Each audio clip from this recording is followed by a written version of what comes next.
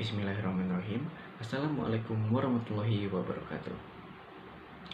Izin memperkenalkan diri, saya Rizky Pratama Putra dari jurusan Administrasi Publik semester 3 dari kelas D. Di sini, saya ingin menjelaskan beberapa materi yang telah saya pelajari selama setengah semester ini untuk memenuhi tugas ujian tengah semester pada mata kuliah ilmu fikih. Tanpa berlama-lama, izinkan saya untuk menjelaskan materi yang telah saya pahami. Baik, kita langsung saja ke pembahasan pertama, yaitu adalah objek pembahasan ilmu fikih. Ilmu fikih adalah salah satu cabang ilmu dalam Islam yang membahas tentang hukum-hukum syariat, baik yang berhubungan dengan ibadah, muamalah, maupun berbagai aspek kehidupan umat muslim. Sebagai disiplin ilmu, fikih menjadi sangat penting dalam memberikan panduan praktis dan teoritis bagi umat Islam dalam menjalankan ajaran-ajaran agama secara benar sesuai dengan Al-Quran, Sunnah, Ijma, dan juga Qiyas.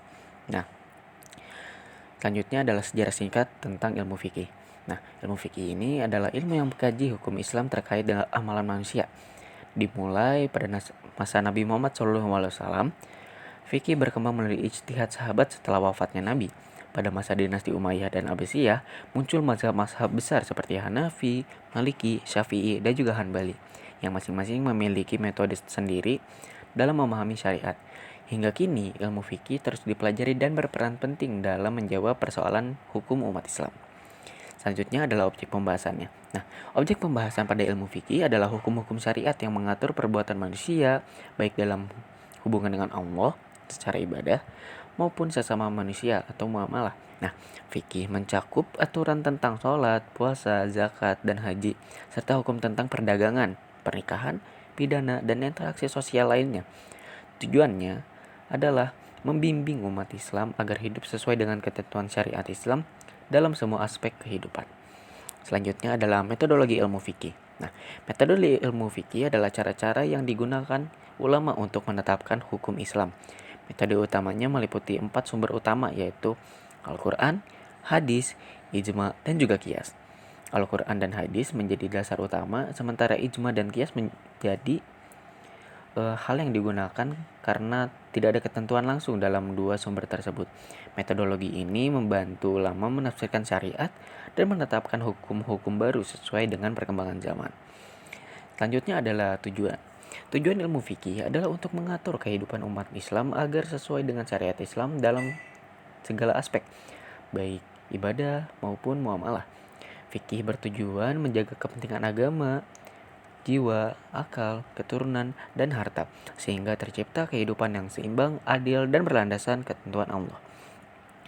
Lalu kegunaan dari mempelajari ilmu fikih ini adalah untuk memahami aturan-aturan syariat dalam menjalani ibadah dan interaksi sosial sesuai dengan ajaran Islam.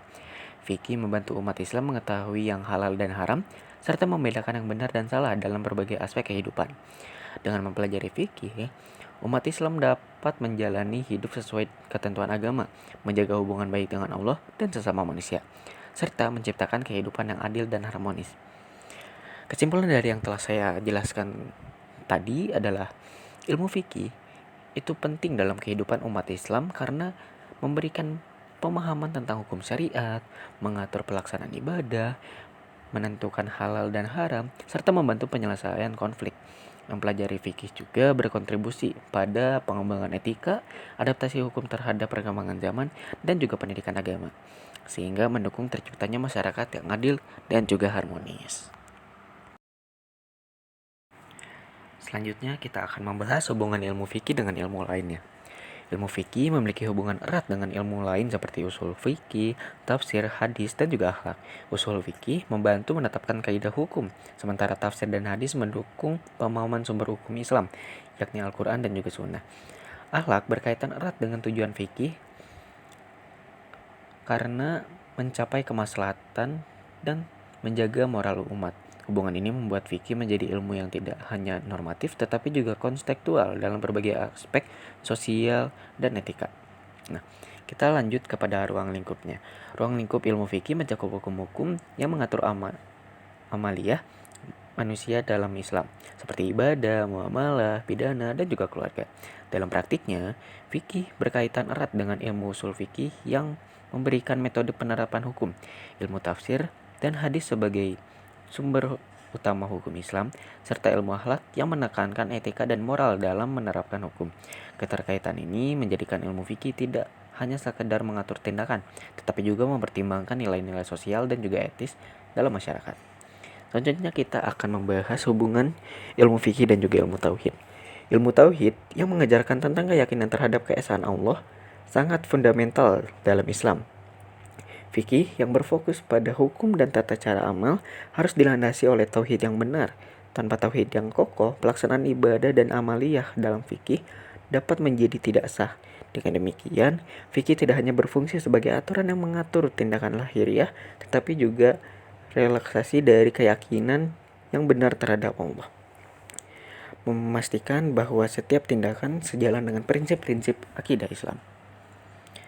Selanjutnya adalah ilmu hadis. Hadis yang merupakan perkataan, tindakan, dan persetujuan Nabi Muhammad SAW merupakan sumber hukum kedua setelah Al-Quran. Dalam konteks fikih, hadis memberikan rincian dan penjelasan mengenai hukum-hukum yang terdapat dalam Al-Quran. Fikih menggunakan hadis untuk menafsirkan dan menerapkan ketentuan-ketentuan yang lebih spesifik mengenai ibadah, muamalah, dan juga etika. Dengan adanya hadis, fikih menjadi lebih dinamis dan juga aplikatif, karena mencakup konteks dan contoh nyata dari kehidupan Nabi serta para sahabatnya. Selanjutnya adalah hubungannya dengan ilmu tafsir.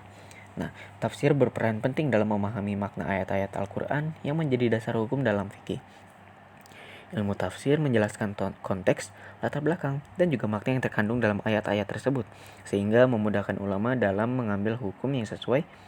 Dengan pemahaman tafsir yang baik, penerapan hukum dalam fikih dapat dilakukan dengan lebih tepat, serta menghindari kesalahpahaman yang dapat mengubah maksud asli dari hukum tersebut. Hal ini memungkinkan fikih untuk menjawab isu-isu kontemporer dengan relevansi yang tepat berdasarkan teks suci. Selanjutnya adalah ilmu akhlak. Akhlak mengajarkan tentang etika dan moral yang baik dalam Islam yang juga menjadi tujuan utama dari fikih. Fikih tidak hanya mengatur hukum-hukum yang berkaitan dengan tindakan, tetapi juga menekankan pentingnya niat dan etika dalam melaksanakan hukum tersebut.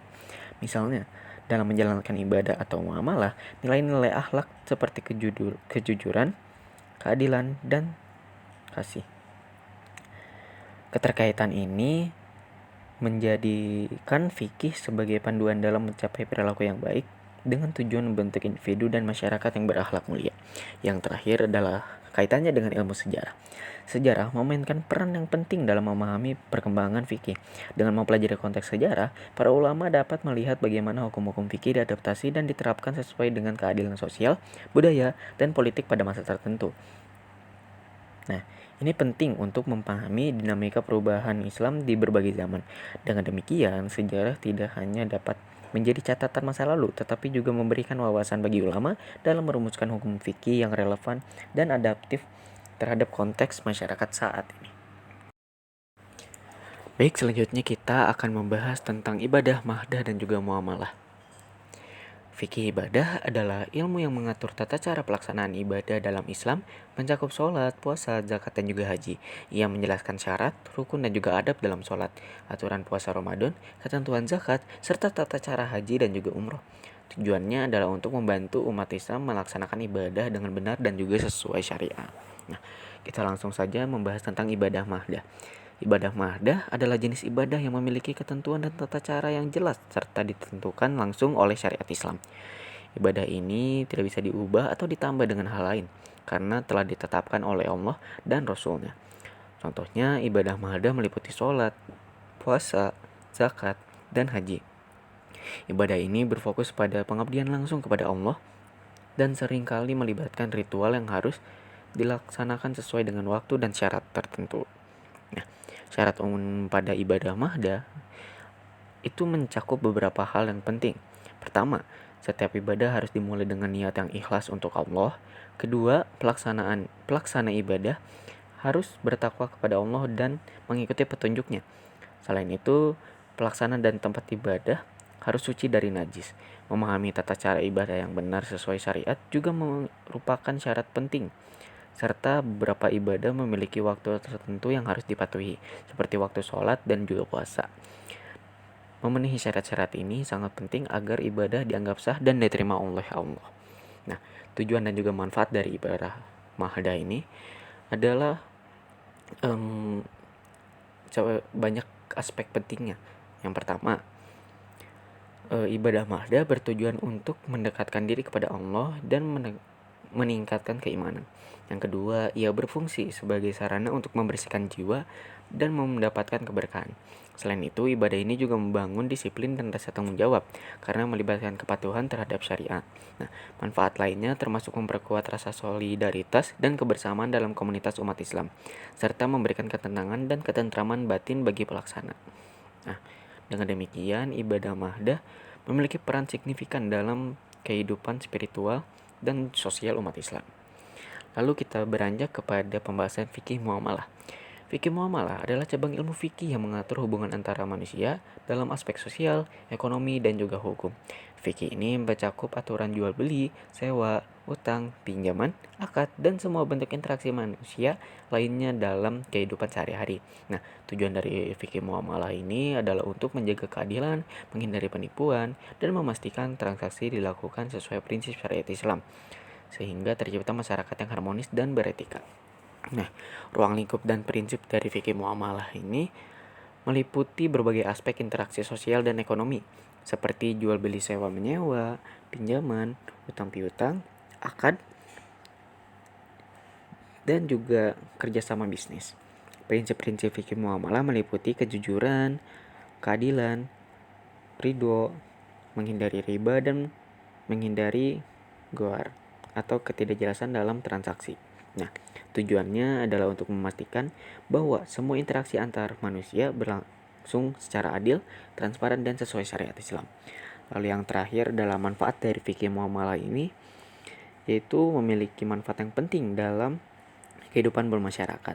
Ia membantu menciptakan transaksi yang adil dan transparan, mencegah penipuan dan praktik riba, serta memastikan setiap pihak merasa saling ridho. Selain itu, fikih muamalah menjaga etika dalam bisnis dan mendorong kerjasama yang sehat, sehingga dapat membangun kesejahteraan dan keharmonisan dalam masyarakat sesuai prinsip Islam.